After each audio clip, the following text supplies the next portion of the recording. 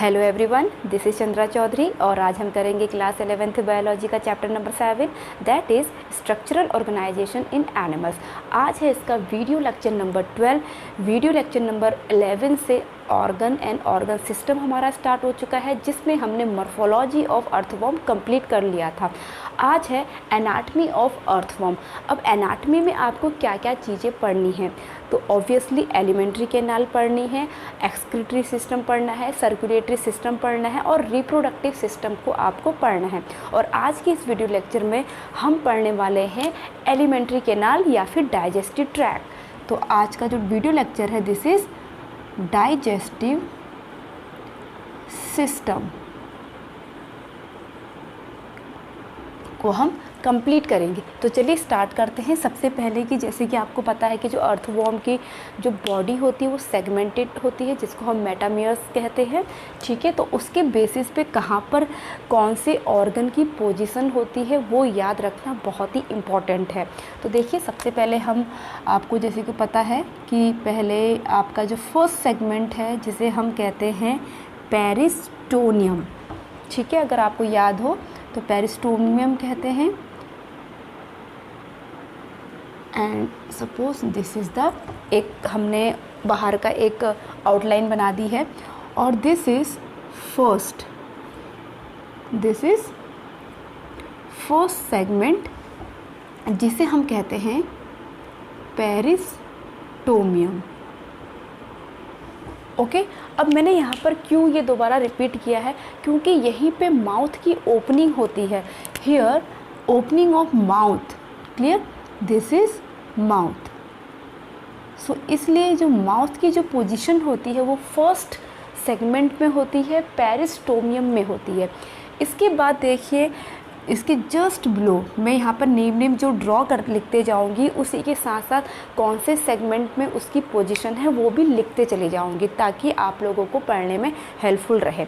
तो just mouth के नीचे स्टार्ट होती है थोड़ा सा जो पोर्शन है, this is called buccal cavity. This is buccal cavity. अब जो बकल कैविटी जो है वो फर्स्ट सेगमेंट से लेके थर्ड सेगमेंट तक इसकी पोजीशन होती है। अब बकल कैविटी के जस्ट बिलो थोड़ा सा और फूला हुआ पार्ट होता है, this is called pharynx.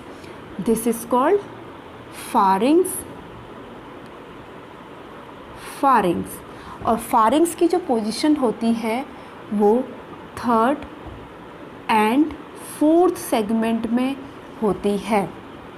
Clear, third and fourth segment में। साथ ही साथ इसके बगल में एक ग्लैंड होती है।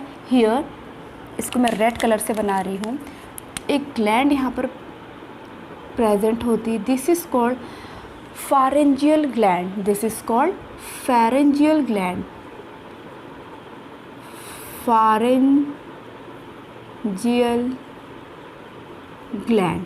अब ये फारेंजियल ग्लैंड से क्या क्या सेक्रेशन होता है, तो इससे सेक्रेशन होता है सबसे पहले एक लुब्रिकेशन का, ये सीक्रेट करेगा लुब्रिकेशन। आपको पता होगा कि जो अर्थवॉर्म है उसकी बॉडी कितनी स्लिपरी होती है, तो लुब्रिकेशन प्लस एक एंजाइम को ये सेक्रेट करता है, जिससे हम कहते हैं प्रोटोलाइटिक एंजाइम जो डाइजेस्ट करता है प्रोटीन को। This is digestive protein. Clear, I hope इतना समझ में आ गया होगा। अब इसके बाद नेक्स्ट आता है यहाँ पर ईसोफेगस। इसके बाद से स्टार्ट हो जाएगा फारिंग्स के बाद like this oesophagus. This is called oesophagus. अब जो ईसोफेगस की जो पोजीशन है वो फोर्थ सेगमेंट से एट्थ सेगमेंट तक होती है। ठीक है, अब ईसोफेगस के बाद यहाँ पे एक आपका स्ट्रक्चर होता है, this is called gizzard like this. इस तरीके से एक स्ट्रक्चर होता है, ठीक है। This is called gizzard. और जो गिजर्ड की जो पोजीशन है वो होती है 8th एंड 9th सेगमेंट। अब इस गिजर्ड का काम क्या है, तो देखिए जो गिजर्ड है, जो भी हार्ड पार्टिकल जो अर्थवॉर्म ईट करता है उसको ग्राइंडिंग करने का काम करता है। तो क्या वर्क होगा इसका, ग्राइंडिंग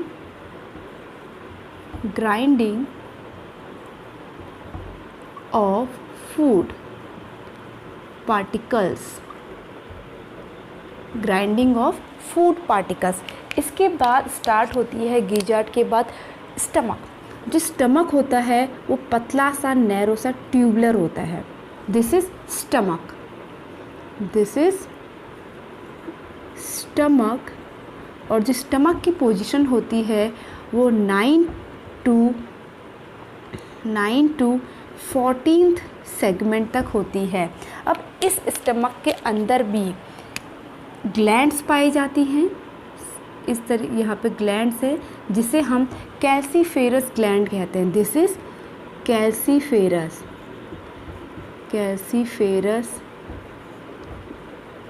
ग्लैंड पाई जाती है, जिसका वर्क होता है, क्योंकि जो अर्थवॉर्म है वो मिट्टी खाता है, ठीक है, सॉइल खाता है, उसमें ह्यूमस होता है, ह्यूमस में ह्यूमिक एसिड होता है, तो ये ह्यूमिक एसिड को न्यूट्रलाइज करने का काम करता है। तो ये क्या करेगा, न्यूट्रलाइज ह्यूमिक एसिड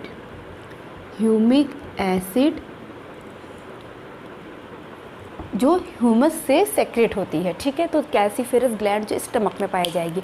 अब स्टमक के बाद स्टार्ट हो जाती है थोड़ी बड़ी पोजीशन से थोड़ा सोलो पार्ट स्टार्ट हो जाता है।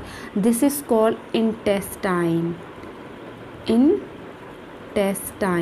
जो इंटेस्टाइन है वो 15th सेगमेंट से टू ऑनवर्ड, इससे यहाँ से स्टार्ट हो जाती है, बट एक्सेप्ट 20-22 सेगमेंट जो लोअर पार्ट है उससे पहले ये ख़त्म हो जाती है, ऑनवर्ड टू एंड लास्ट, ठीक है। एक्सेप्ट क्या हो जाएगा, एक्सेप्ट लास्ट 22 सेगमेंट्स, ठीक है। तो वहाँ से इंटेस्टाइन स्टार्ट हो जाएगी। अब यहाँ पर एक बहुत इम्पॉर्टेंट एक स्ट्रक्चर पाया जाता है इस इंटेस्टाइन में, यहाँ पे लाइक दिस, इस तरीके से। This structure is called intestinal caecum.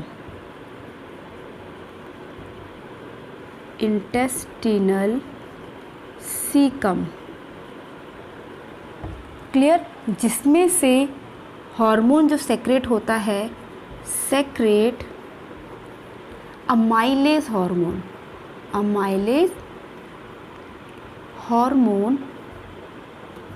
अब अमाइलेज हार्मोन है, अब आपको ये पता कि अमाइलेज हार्मोन किसको डाइजेस्ट करता है, कार्बोहाइड्रेट को डाइजेस्ट, कार्बोहाइड्रेट।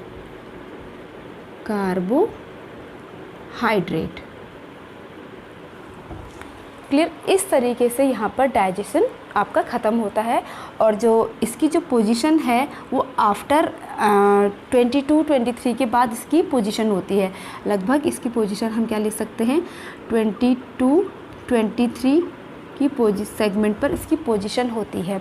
इसके बाद जो 22-23 पोजीशन या फिर हम 26 पोजीशन हम कह सकते हैं, 25-26 पोजीशन पे यहाँ पर देखिए एक बहुत ही इंटरेस्टिंग स्ट्रक्चर पाए जाते हैं। इस तरीके से इसको मतलब फोल्ड करके बता रहे, सपोज इसको मैंने ऐसे कट करा और फोल्ड करके बता रही हूँ, ठीक है। तो यहाँ पे पाया जाता है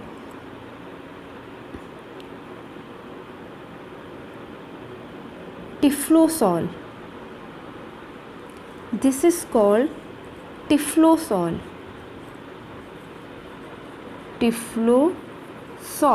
अब टिफ्लोसॉल क्या है, टिफ्लोसॉल मीन्स देखो इंटेस्टाइन में जब खाना पूरी तरीके से डाइजेस्ट हो गया तो ये टिफ्लोसॉल क्या करते हैं, increase the surface area for absorption of digested food. तो ये क्या करेगा, इंक्रीज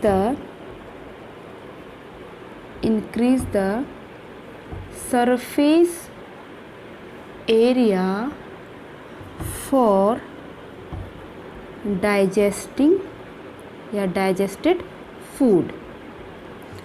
ओके और इसकी जो पोजीशन होती है वो आपकी 26 से लेकर लगभग जो सपोज़ 100 अगर आपके इसमें अर्थवॉर्म में 100 अगर जो मेटामर्स हैं वो आपके सेगमेंट हैं तो 100 से 75 एंड 78 पोजीशन तक ये होते, लास्ट में नहीं होते.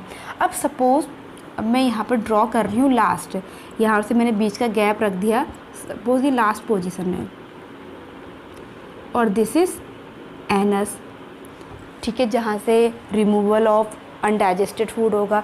इसके ऊपर अब जो अनडाइजेस्टेड फूड है, जो फीकल है, वो इस तरीके से यहाँ पर एक्यूमुलेट हो जाता है. This is faecal, this is faecal. अब जो अर्थवॉर्म का जो फीकल है उसको एक पर्टिकुलर नेम दिया जाता है, वॉर्म कास्टिंग. बहुत important, worm casting. And this is called anus, जिसके थ्रू ये फीकल को get rid of the body कर दिया जाता है. तो this is the all about the digestive system. तो आई होप आप लोगों को वीडियो अच्छा लगा होगा. टेक अ स्क्रीनशॉट, आप इसका स्क्रीनशॉट ले सकते हैं. वीडियो अच्छा लगा हो तो please hit the like, leave the comment, subscribe to my channel and press the bell icon. मैं मिलूंगी अपनी नेक्स्ट वीडियो के साथ जिसमें हम डिस्कस करेंगे सर्कुलेटरी सिस्टम को. तब तक के लिए stay tune, stay healthy, stay connected. Bye bye.